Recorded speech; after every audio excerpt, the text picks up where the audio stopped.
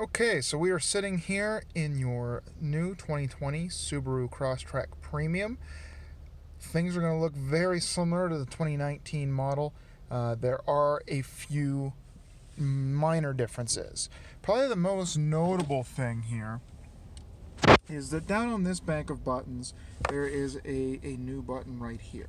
That is for the auto start stop feature.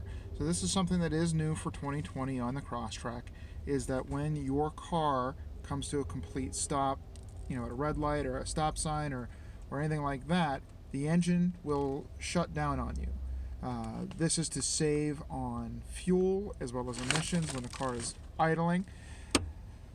If you needed to shut that off for one reason or another, this button allows you to do that. When you do press that button, you'll see up on the center screen that A with a circle around it will turn orange. That lets you know that that system is off.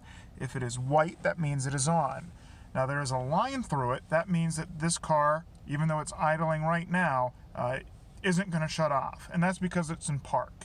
It's also because my seatbelt isn't on. There are a number of criteria where the engine won't shut down. So in park, seatbelt not on, if the wheels are turned one way or the other, if the engine isn't up to temperature, if the defrosters are working, or if the air conditioner has to work hard to maintain temperature inside the car. For those reasons, the engine will continue to run. Now, when the engine does shut off, when you're at that complete stop, as soon as you take your foot off the brake pedal, the engine will resume again. So that is going to be something that is different, that will take some getting used to. It'll startle you the first couple red lights that you come to, but it's no big deal. It will save you in some fuel. Other new things for 2020 is that eyesight is now standard. So steering wheel looks about the same.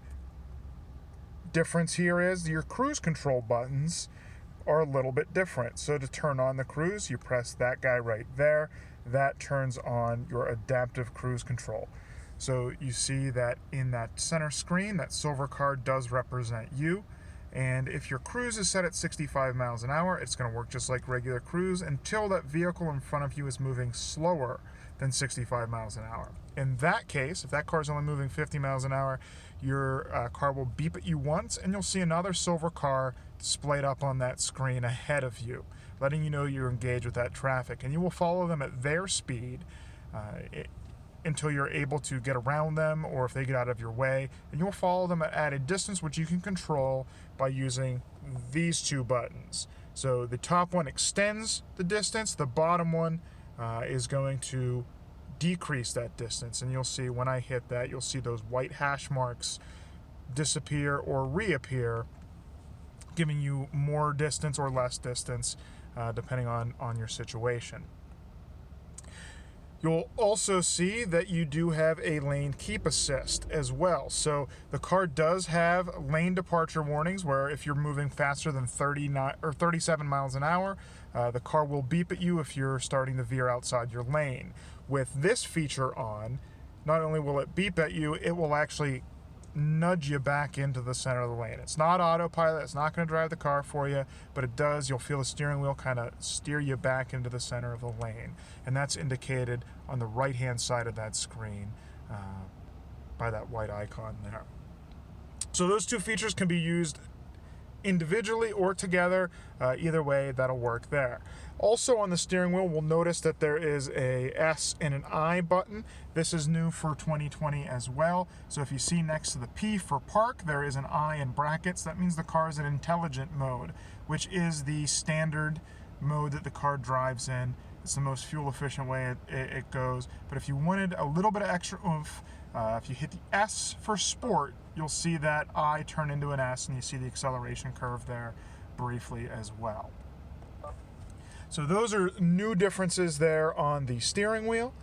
Other differences that we're going to see on this center screen up there, you see your climate controls are now in view. So that screen just looks a little bit different, but as you use your climate control buttons, same place as they were before, you'll see that they change right there on the screen.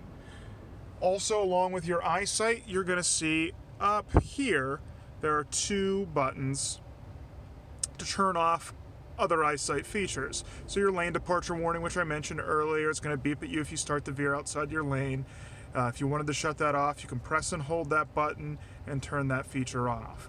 The button on the right is for your your pre-collision braking. So as you're driving, if somebody slams on their brakes ahead of you, you will hear the car warn you first. Hopefully you see their brake lights, you come to a complete stop before anything. But if you're looking out the window or just not paying attention or falling asleep, the car will alert you first. At that point, hopefully you hit the brake pedal, come to a complete stop. If not, if you are completely asleep at the wheel, the car will apply the brakes at the last second for you. If you wanted that feature off, you can press and hold that button, and you'll see on your tachometer an orange light come on telling you that feature is off. Of course, those features will shut off automatically if the cameras cannot see, if the windshield's frosted over, if you're driving through thick fog, being blinded by the sun. In those cases, to avoid false positives, the cameras will shut themselves off. You will be alerted, and as soon as you can see, they will turn back on. But other than that, the 2020 is going to be pretty much the same as what you saw in the 2019 model. Just a quick overview on that, and of course, if you do have any questions, you can always reach out to us.